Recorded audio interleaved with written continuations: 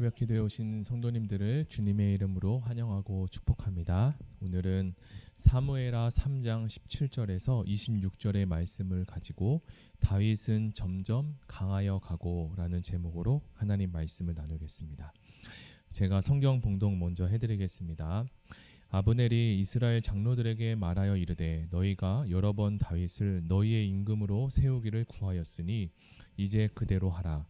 여호와께서 이미 다윗에 대하여 말씀하시기를 내가 내 종 다윗의 손으로 내 백성 이스라엘을 구원하여 블레셋 사람의 손과 모든 대적의 손에서 벗어나게 하리라 하셨음이니라 하고, 아브넬이 또 베냐민 사람의 귀에 말하고 아브넬이 이스라엘과 베냐민의 온 집이 선하게 여기는 모든 것을 다윗의 귀에 말하려고 헤브론으로 가니라.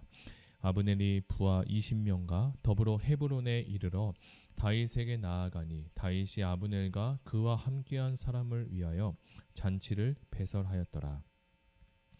아브넬이 다윗에게 말하되 내가 일어나 가서 온 이스라엘 무리를 내 주 왕의 앞에 모아 더불어 언약을 맺게 하고 마음에 원하시는 대로 모든 것을 다스리시게 하리라 하니, 이에 다윗이 아브넬을 보내매 그가 평안히 가니라. 다윗의 신복들과 요압이 적군을 치고 크게 노력한 물건을 가지고 돌아오니 아브넬은 이미 보냄을 받아 평안히 갔고 다윗과 함께 헤브론에 있지 아니한 때라. 요압과 함께한 모든 군사가 돌아오매 어떤 사람이 요압에게 말하여 이르되 넬의 아들 아브넬이 왕에게 왔더니 왕이 보내매 그가 평안히 갔나이다 하니, 요압이 왕에게 나아가 이르되 어찌하심이니까 아브넬이 왕에게 나아갔거늘 어찌하여 그를 보내 잘 가게 하셨나이까. 왕도 아시려니와 넬의 아들 아브넬이 온 것은 왕을 속임이라. 그가 왕이 출입하는 것을 알고 왕이 하시는 모든 것을 알려 함이니이다 하고, 이에 요압이 다윗에게서 나와 전령들을 보내 아브넬을 쫓아가게 하였더니 시라 우물가에서 그를 데리고 돌아왔으나 다윗은 알지 못하였더라. 아멘. 옛말에 다 된 밥에 재 뿌린다라는 말이 있습니다. 이 말의 뜻은 거의 다 된 일을 끝판에 망치게 되었다라는 뜻을 가지고 있습니다. 오늘 우리는 사무엘하 3장의 말씀까지 진행했는데요. 지금까지 뒤엉켰던 실오라기가 순조롭게 풀리는 듯하게 보였습니다. 그런데 마지막 순간에 다윗을 정치적 궁지로 몰아간 일이 생기게 되었습니다. 앞으로 다윗에게 그리고 이스라엘에게는 어떤 일이 생겼는지 한번 살펴보겠습니다. 북쪽으로 돌아가던 아브넬을 요압이 쫓기 시작합니다. 그리고 아브넬은 요압에 의해 죽게 됩니다. 요압이 아브넬을 살해한 이유는 이전에 있었던 자신의 동생 아사헬의 원수를 갚는 지극히 개인적인 일 때문이었습니다. 이것은 하나님 나라 전체의 큰 그림을 흔드는 일을 저지르게 된 것입니다. 다윗은 이번 사건으로 인해 자신의 입지가 좋지 않게 되었는데요. 하나님은 이런 상황 가운데 다윗을 앞으로 어떻게 구원하실지 오늘 말씀을 통해서 한번 나눠보도록 하겠습니다. 이런 일이 있기 전 소식을 들은 요압은 다윗을 찾아가 먼저 강력하게 항의하며 아브넬을 공격합니다. 그러나 바로 앞에 큰일이 있었던 다윗에게는 요압의 이런 이야기가 들리지 않았습니다. 어찌 보면 다윗은 이런 상황에 어떻게 해야 될지 몰라 결정을 하지 못했을 수도 있습니다. 우리에게도 그런 경우가 있지 않습니까? 이러지도 못하고 저러지도 못하는 그런 상황 말입니다. 허나 요압은 다윗에게 이야기를 했지만 다윗이 꼼짝도 하지 않은 것을 알아차리고 그 자리에 나와 곧장 아브넬을 뒤쫓기 시작합니다. 그리고 아브넬을 죽이게 되죠. 아마도 요압은 자신의 동생을 지금까지 집착하고 죽일 기회를 기다렸던 것으로 보여집니다. 또한 한 가지 이유를 덧붙이자면 다윗 왕궁이 하나가 되었을 때 아브넬이 요압에게 있어서 걸리는 가시와 같은 존재였을 것입니다. 누군가는 다윗 왕국의 2인자로 자리매김을 해야 하는데 아브넬이 살아있는 한 결코 안심하기가 어려운 일이기 때문이죠. 그러나 다윗은 요압 때문에 일생일대의 가장 큰 정치적인 궁지에 몰리게 되었습니다. 다윗은 요압이 아브넬을 살해했다는 소식을 듣고 매우 화가 났습니다. 다윗은 당장 이 세상에 그 주변에 있던 여론이 걱정이 되었던 거죠. 그러나 사실은 다윗과 사울의 죽음 사이는 아무런 관련이 없습니다. 그래서 3장에서는 이러한 사실을 뒷받침하기 위해서 아브넬의 죽음에 대해서 자세하게 기록한지도 모릅니다. 왜냐하면 다윗이 아브넬을 죽인 것이 아니기 때문이죠.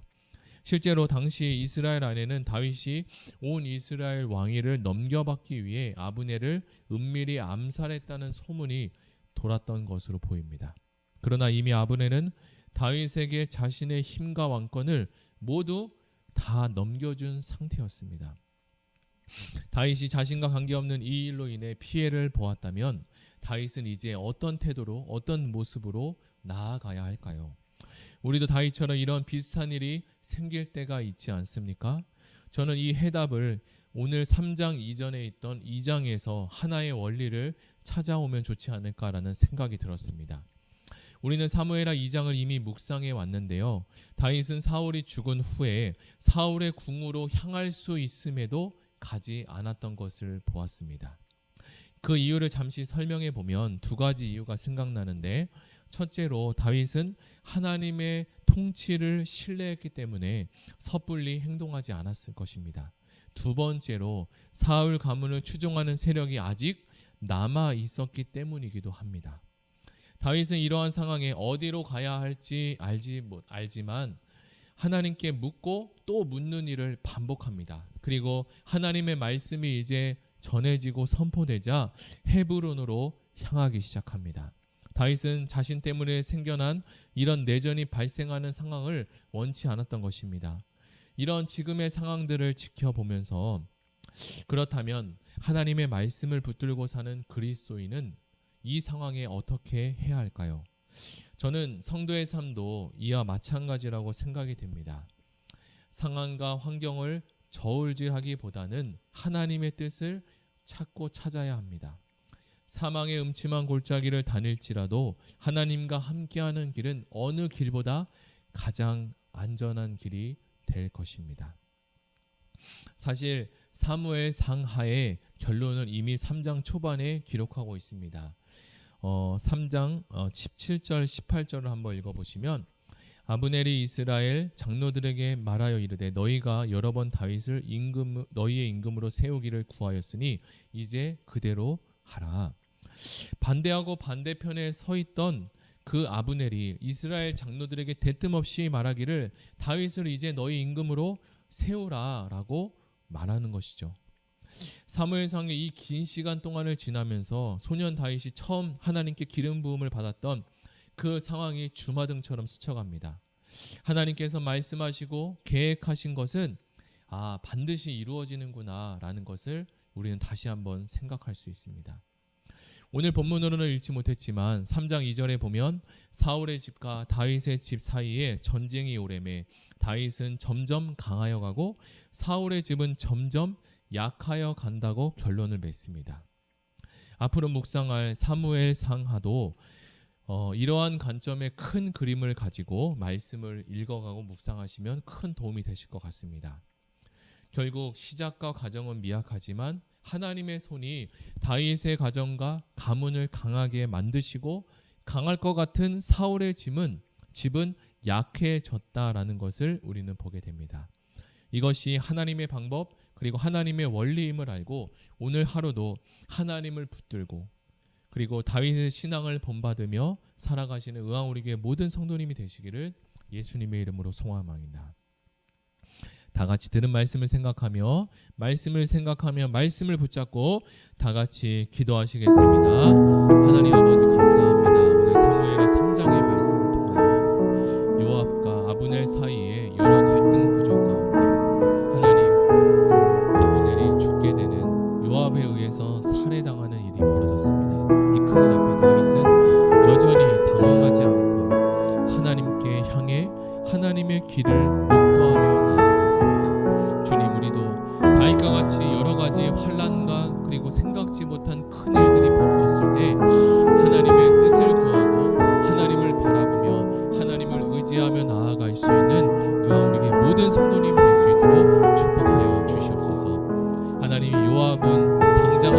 보이는 이익과 당장 앞에 보이는 자신을 편하게 하는 그런 것에 눈이 멀어서 잘못된 선택을 하고 결국은 잘못된 일을 벌이게 되었습니다.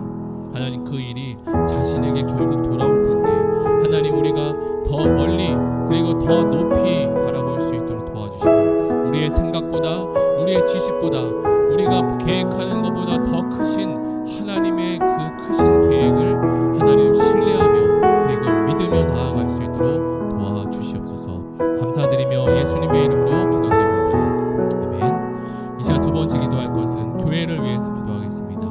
균형 있게 성장하는 교회 공동체가 되게 해달라고 2학기 순장음반이 시작되고 진행되었는데, 순장님들이 성령 충만함으로 하나님 아버지 복음이 흘러 넘치게 도와주시고, 하나님께 맡겨진 영혼들 그리고 순원분들을 믿음으로 그리고 하나님의 사랑으로 주님이 주신 은혜로 잘 감당할 수 있도록 위해서 기도하시겠습니다. 다 같이 균형 있게 성장하는 교회 공동체가 되게 해달라고, 그러한 우리 교회가 되게 해달라고 다 같이 기도하시겠습니다. 하나님 아버지, 순장반을 통해서 이제 다락방이 시작되었고 순장반이 시작되었는데 영적인 공급이 이루어지게 도와주시고, 먼저 순장님들에게 각각의 성령의 충만함을 더하시고 말씀 충만, 기도 충만, 은혜 충만한 우리 모든 순장님이 되게 도와주시옵소서. 순장반을 이끌어가시는 담임 목사님과 하나님 함께하는 우리 순장님들에게 말씀을 통해서, 교육을 통해서, 찬양을 통해서 은혜가 흘러 넘치게 하여 주시옵소서. 주님 닮아가는 순장님 되게 하시고, 그것을 통하여서 하나님 순원분들에게 영적인 공급과 하나님의 복음이 잘 흘러가게 도와주시고, 성령 충만한 복음이 날마다 샘솟게 하여 주시옵소서. 제자훈련, 사역훈련 그리고 여러가지 부서의 훈련들을 통해 하나님 교회가 건강하게 세워지게 하시고, 순장과 부서 부장들이 끊임없이 나와서 건강한 교회가 되게 도와주시고, 하나님을 기쁘시게 하는 다윗과 같은 리더십들이 하나님 일어나게 하여 주시옵소서. 감사드리며 예수님의 이름으로 기도드립니다. 아멘. 우리 이 시간에 마지막으로 기도할 것은 이제 가지고 오신 개인 기도 제목과 그리고 나라 민족을 위해서 다 같이 기도하시겠습니다.